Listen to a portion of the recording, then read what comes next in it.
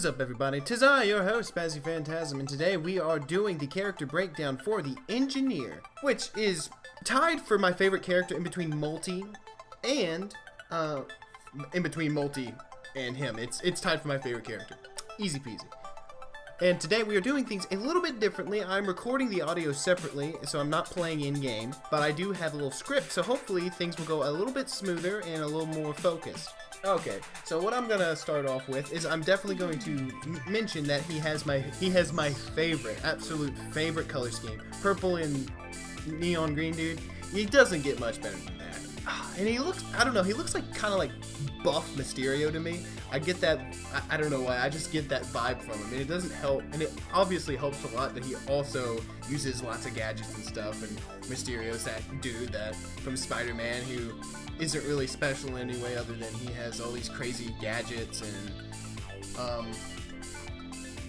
special effects that he used to be a supervillain, which is, I think, is really silly. But yeah, he reminds me of Mysterio. I really like that about him. But let's get into his abilities and his stats and whatnot. The Engineer has the basic health pool. I'd say he has like the same health as the Commando and the Artificer. I'd call them basic. That's the basic health pool. They don't have a small amount of health, and they don't have more health than normal. Easy peasy. Like Multi. Multi has a lot of health. I can't recall the Merc's health off my top of my head right now, but the Merc has a lot of self-sustain, so he is much tankier. But Multi has a lot of health, and the Huntress doesn't have much health. So the Artificer and Engineer and Commando are in a little spot that I call average HP. That's what I call it. But today, let's get on into the main fire. The Engineer has a really surprisingly effective main fire. He shoots a lot of little grenades. You just like charge up for a little bit, you shoot some grenades, they leave in an arc, and if they don't hit an enemy, they'll bounce on the ground and then explode. What's really nice about them is they actually do 100% damage. Unlike the Commando, who does 90% damage, it's really nice he actually has that 100% damage. It actually does a lot. It's a lot more than you think, because if he did 90% damage like the Commando, I feel like he wouldn't do nearly enough damage with his main fire for it to count. But another really good thing about the main fire is the main fire, you don't know this, but like it doesn't say anything about it, unless I can be wrong, but it actually does splash damage. The little explosions, they're not just the projectile hitting. It's not a projectile hit thing. It's actually an explosion that can hit multiple enemies, and that really helps you with clearing out mobs. So if you have a big bundle of mobs that are just chasing you, you can charge up a shot and clear them out pretty easily if they're the grounded mobs anyway. Grounded mobs, really easy to deal with. Lemurians, beetles, imps, teleporting imps, the stone golems, definitely a great thing to shoot at. The stone golems are amazing. They take so much damage just because of that. The bigger the target for the Engineer, the better, because he just does so much damage. But let's see, the consistency of his accuracy isn't the best. Okay. So that brings us to our next topic, our next topic, it's kind of, his main fire is kind of unwieldy to use, if you understand what I'm saying. Like if you're trying to shoot at a wisp, you're kind of at the mercy of your own RNG spread there, because it does have a spread. It does have spread, and the things don't really go straight. The little projectiles don't go straight.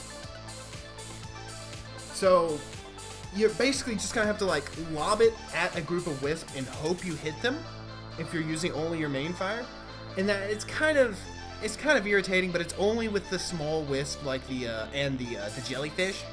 The jellyfish are a little easier to hit because they just come towards you. The wisp kind of hang back and try and shoot at you.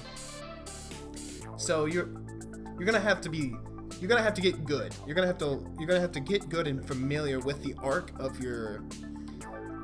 those projectiles of your grenade launcher. It's just something that it takes time. It's definitely going to take time for you to get familiar with, which I think is a good thing for a character to have some semblance of you got to become familiar with them before you're good, before you can do well. I really enjoy that. Unlike some characters, I feel like Multi is one of those characters you don't have to have a lot of familiarity with to do well with, which is why he's good to learn the game with. But so that will bring us to our next ability, which is his landmines. I know a lot of people don't like the landmines. I can say that I am definitely a fan of the landmines, and here's why. Okay. So this character is, he's a very grounded, I'm going to move around in a certain area, and this is my safe space kind of character. You're going to want to play around cover, and you're not going to want to move around a whole lot, because he just doesn't have the ability to, which we will get to later, and why he doesn't have the ability to, at least early game. And what's really good about these secondary fire landmines is you do get 10 of them. You start out with a 10, so you can only have 10 out, so backup magazine's not going to really help you all that much. But you can only have 10 out at a time. But like backup magazine, you're probably not going to want to go and pick that up, because having 11 charges instead of 10 charges really isn't going to make that much of a difference. Or 15 charges opposed to 10 charges. You just take longer to get your cooldown back, to get back to max. So it's not really that big of a deal. But they do a lot of damage. They actually do a surprisingly big chunk of damage. And just they're an explosive. They're an explosion, so they do splash damage as well. So you can just shoot one at a group of enemies, and it will blow up on all of them. It's a really nice way to deny, to make a line and to just deny a certain area for the smaller mobs to not be able to get to you. If they try and get to you, they'll just die. So it's really helpful for keeping Lemurians and beetles and to some extent imps and the buffalo looking things. It's really helpful to keep them away from you. And I really, really appreciate that. It's something that really helps me out whenever it comes to if you have your focus on something else, you know you have your landmines, you can hear them explode, and you'll be able to snap your attention to where those landmines are blowing up. So it's a really kind of like game sense kind of thing that you need to learn with, is you need to learn where you need to put your landmines before they become really all that effective. But something that is really nice, if you don't want to have any forethought and you just have a big humongous boss or a big old target that you just want to go away, you can just spam them at him and just hold down right click and just throw those landmines at him while your turrets are shooting at him, and it just does so much damage. It does so much damage. It's so much burst. Oh, and I said the magic word turrets. And that brings us to turrets. Turrets? Oh my god. These little demons, these little tripedal fucking demons, they are the reason why I think Engineer is one of, if not the best character in the game. These turrets inherit every single item effect that you have, including things like the Red Whip, which don't even do anything for them. The Red Whip buff will actually, if they stop shooting for a little while, it will actually activate on them. I don't know if it affects them in any way, like makes them where they turn faster and can pick a target faster before the Red Whip buff. The Red Whip buff goes away. But it's funny that even items that have absolutely no effect on them, they still get it. It's very strange. If you want to see what items actually will actively change their characteristics, what you can do is just look at their character model, look at their model, and you can see what items are on there. You can see what items are on them, and that gives you that gives you the gist of what your turrets are going to be getting from it. Like Beetle Guard. The Beetle Guard buff they're not going to get, but they will get the Infusion buff, because they have the same amount of health as you, and they can even pick up infusion buffs. I don't know if it gets transferred to you, but while that turret is down, the infusion buff will go to them if they kill something, and it will buff their health. I don't know if their health pool will change and be different than yours, if they're able to pick up more infusions than you, but eventually you will have the same amount of health again. I just don't know how it works on them. I'd need to get in there and look at the file, so it's a kind of interesting interaction. And also things like the, oh man, what is it called? It's the unstable Tesla coil. The unstable Tesla coil, it goes off like every 10 seconds. And for the turrets, it will also go off for them. But it won't be at the same time as you. So I don't know what the interaction there, I don't know if they're on a different timer than you. But that brings me to the next point. Because of the turrets, the engineer gets the absolute most value out of every single item in the game, except extremely like niche items like the headset and the meat hook. I'd say the living meat hook and maybe the happy mask. There's some items that he doesn't get a ridiculously unfair advantage to everyone else, but the majority of the items he gets way more value out of them. It's just not even fair. That's why the bustling fungus is a meme. The bustling fungus is absolutely awful on everyone else in the game, but for him, it's absolutely amazing. You have a healing totem that you can just walk around. It's just fantastic. That immense value that he gets out of items is just absurd. Say you have a lot of on-hit items. The thing about, you see how I've listed off three different ways he can do damage? You got your main fire, you've got your landmines, and you got your turrets. You can place 2 turrets at a time. So at the very least, you will have three more chances than every single other survivor to get an on-hit proc. When compared, like the tri-tip dagger, if all three, like if a turret, the 2 turrets, and you are shooting at a boss, it's extremely likely that you are gonna make that thing bleed. Even if you don't have that many tri-tip daggers. Say you only have 2, you're probably gonna get that proc like 3 times before it wears off. It's just, or the proc may never go away. It's just, if you can keep your turrets and yourself focused on a single target, the on-hit procs and the chance procs and items, you just get so much value out of them. It is absurd. I know I'm like gushing and not really giving a whole bunch of information, but it's just crazy. And let's just go on to something that is very important whenever you're putting down your turret. Something that needs to be kept in mind in this game is you can actually shoot your friends. They have collision. Bullets do not go through your friends if you shoot at them. So, the engineer, his grenades can get caught up on his turrets, and vice versa, the turret's bullets can get caught up on the engineer and the other turret. So you're not going to want to stand too close to your turrets. That's why you're going to want to get at least 4 bustling funguses so you're not standing right on top of your turret. Or at least have the mindfulness to stay out of their line of view where they're looking. So you just don't want to body block for the enemy. Don't body block. You got to keep that in mind. Whenever you're playing as the engineer, don't body block your turrets. They need to have a way to get their shots out there. It's extremely important that you're getting your shots out there and doing your damage and getting your item procs. And this is our next and last ability. Probably his worst ability, but is extremely vital. Even his worst ability is extremely vital, which is really great about this character. His shield. His shield has a really long cooldown. Usually, the shield is just it's impenetrable from the outside. That means you can't shoot through it, the enemies can't shoot through it. So say you put down a shield and a stone titan walks into it. You're not gonna and you walk out of your shield and you try and start shooting at them. Well, you're not gonna be able to. You're not gonna be able to shoot at them. So you need to keep that in mind whenever you're placing your shield. Something that you need to absolutely be careful about when it comes to the shield is the shield is actually it's kind of having some little issues right now. They may have fixed it.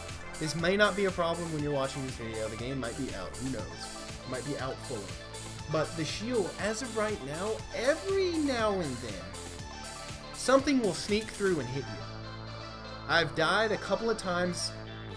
Like, I don't know what it is. It's very strange. It's like the impact zone of attacks can bleed through and hit you. It's very odd. Like, the bronze contraptions, the giant bell-looking dudes that look like bronzongs, their little spiky ball things, whenever they land on the shield, they can absolutely hit you, because they bleed through just a little bit, and they can hit you. That impact will hurt, so you need to stand somewhere either towards the back of the shield when you know there's no enemies, or in the center, because it is not safe near the edges where attacks are coming through, because you can die if you're standing near the shield's edge. That's something you just gotta keep in mind. You gotta keep that in mind. I don't know if it's glitchy or if it's just something to do with the engine or how projectiles work in the game, and you just need to stay safe inside your shield near the center or near the back away from enemies. And something to definitely, you need to realize this. The shield is a lot more important to use on your turrets than it is for you. The actual body, your body, you just need to keep it from getting shot and moving around. Your turrets can't move. So those hermit crab things that shoot mortars, the stone titans, the wisps, they can't get away. They will get hit. And if you don't have a way to, you don't have a bunch of self-sustain on your turrets yet, they'll just get one-shotted. They will go down extremely fast if you have some bad placement, or the enemies just all look at them and shoot them. And you can't get one-shotted. That is the thing that will happen eventually to your turrets. They will go down in one hit every now and then from certain enemies. But you just don't want them to take multiple hits and get killed in over the course of 5 seconds. So the shield is really important. You want to put that on your turrets more often than you're putting it on yourself. Only put it on yourself if you're absolutely caught out and can't get behind cover. Which, with the engineer, that is going to happen every now and then, because he doesn't have a movement ability. He has the shield instead. So, big thing to keep in mind. Shield is for turrets, or you if you're in danger. Okay, and now, I know this has kind of been I'm kind of high energy right now, but actually, this character, we're gonna move on to his playstyle. In comparison to the rest of the cast, he has the most laid back and relaxing style of play in the game. Because you don't have to worry about aiming. You just have to worry about, I just need to walk around, don't get shot. My turrets will handle most of the things that I don't want to hurt me. So if you're just stressing out, you just had a really sweaty session playing as mercenary, and you're like, man, I want to play again, but damn, I just don't think I can take another mercenary game. I don't think I can handle playing multi or huntress. I wish there was some way that I could play this game in a slower paced way. And Engineer's your pal. He will definitely be that for you. Whenever I play Engineer, I'll put on some relaxing, either maybe some medieval-ish kind of music, or some techno. Some really relaxing techno that I love listening to is by Icarus Lives. He's actually a Doom he's a Doom YouTuber, a Doom tuber, if you will, and he actually has some pretty good music on SoundCloud. I'll put it up in the description just because I'm talking about it right now, and because I really appreciate the music, and I want more people to listen to it and not just know him for his Doom stuff. I want them to realize that he's got this good music out there, if it's your style. But really relaxing, and something that's really how do I say this?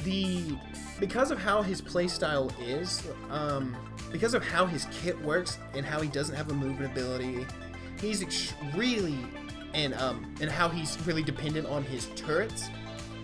It is almost getting movement and self-sustain items is in just your priority starting off the game.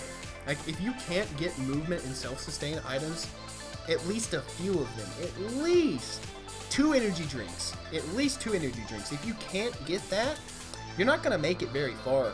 Because you're just not going to be fast enough to get away from all the crazy bullshit later on in the level. It's like 40 minutes in, you're going to be like, God, please, I need movement speed. Please, help me.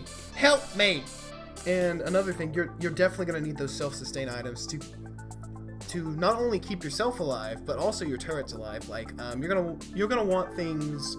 I know this isn't a self-sustain item, but you're gonna want the lens maker glasses and the scythe, the harvester, because that's a good amount of self-sustain. And then you're gonna want bleaching seeds, and you're gonna want I can't remember what it's called, bustling fungus, the meme. And another really good thing is, I don't hear a lot of people talking about it, but the cautious slug. The cautious slug is not. Don't turn your nose up to the cautious slug, because that thing is helpful. That thing is really helpful. It's like, because since you have a shield, you have a way to make it where nothing can hit you, and he comes out when nothing's hitting you. It's really helpful. He gets a lot of once again, he gets a lot of value out of items. But let me just do a quick little wrap up right now. His main fire has a really good, really high DPS. A little unwieldy and hard to hit aerial enemies, but it's I'd say, oh man, what's the word? It's a cornerstone of his kit. You're gonna struggle with aerial mobs until you get a handle on it, but it's not something to worry about. You'll eventually get it down, and it will be something that you'll definitely come back to whenever you want to burst down a target really fast. And his mines, I think if you give the mines a chance, you'll start to take a liking to them, because I definitely did. I never played the original Risk of Rain. I don't know about these mystical missiles. I think that's what his other secondary ability was in Risk of Rain, the first one. But I like the mines. The mines work in 3D a lot better, in my opinion, because just shooting a missile at something, like, that's kind of, I mean, it does damage. So, and with the landmines, they do damage, and they area deny, they do splash damage. They have a little bitty mine game plan that you gotta do, keep up with them. And then you've got your turrets. Oh my god, keep your turrets alive, for the love of God, they are better than you. They are much better than you. They do so much damage. Feed them mushrooms and soldier syringes. That is what you want to do. Just don't body block them. Let them shoot things, and they will appreciate their father, alright? You're their dad. You need to keep them safe. And the shield. Use your shield on your turrets. You don't need to be safe. Protect your children. But, yeah, that's about it. He's a very laid-back character. And he's really fun to play, and I really have enjoyed my time playing the character. I really enjoy my time with him. But and I hope you do too. But this has been your host, Spazzy Phantasm, and I will catch you guys in the next video.